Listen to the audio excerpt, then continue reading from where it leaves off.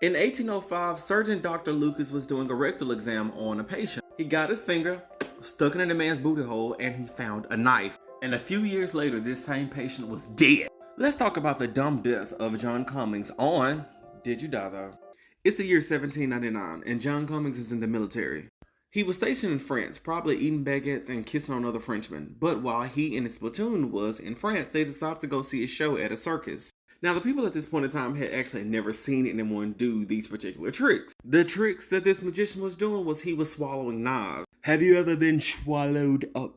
They didn't realize that he actually wasn't even swallowing these knives. This dude was putting the knives in a certain way that it was like falling into like the back of his shirt. But then again, it was 1799. You could really trick people by doing stuff like this.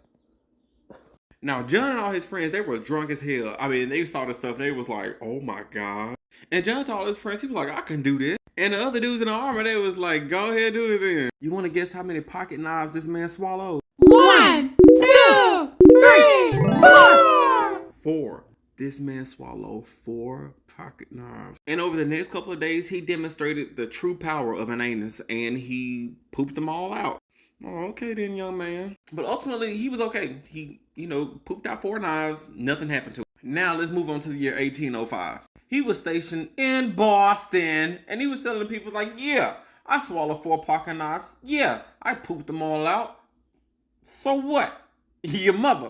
I don't know. So everybody was drunk yet again on something called grog, which is rum and water. And they started daring him like, okay, if you did it before, do it again. Now, at first he declined. He was like, nah, I don't know about that. But then he saw them pocket knives and he couldn't resist. Girls can't never say no. Oh, no. Give it to me like you need it, baby. Want you to hear me speak. And before you know it, this man swallowed 14 pocket knives. 14. So of course this man got extremely ill and he had to be admitted to the Charleston hospital.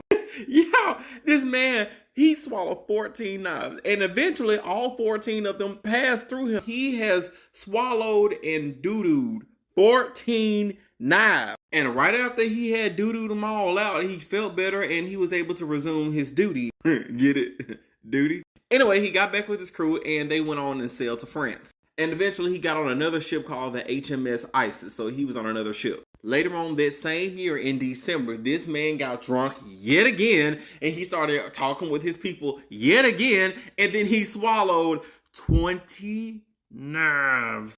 The magic school bus would have had a field day in this man's anus. Miss Frizzle would have been on that bus with them kids like, What's that? Girl, that's a booty hole. Not a hole, Keisha.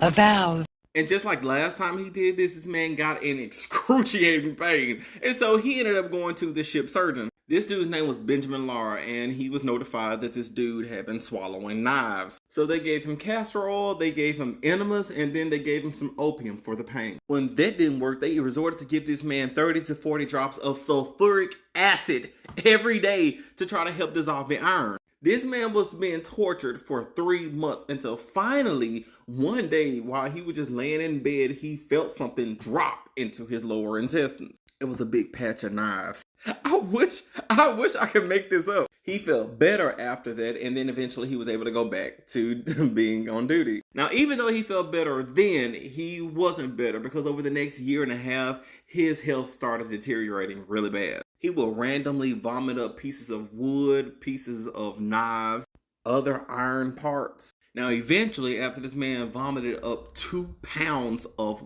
blood,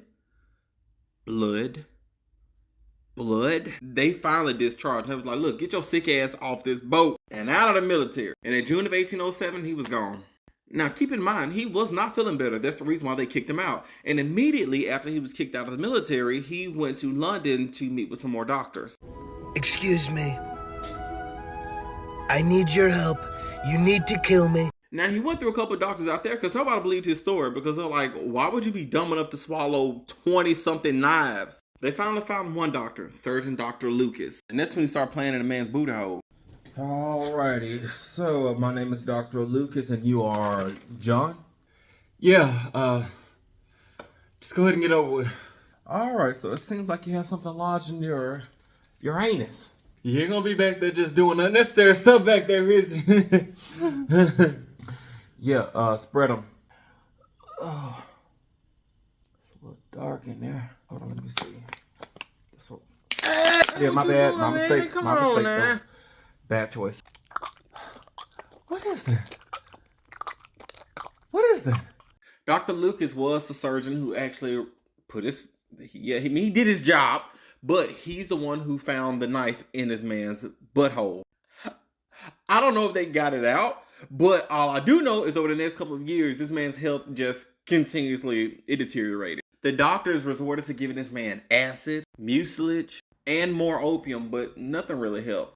And after a little while, John eventually stopped eating, got extremely emaciated, and died. John finally died in 1809, and then they did an autopsy on his body.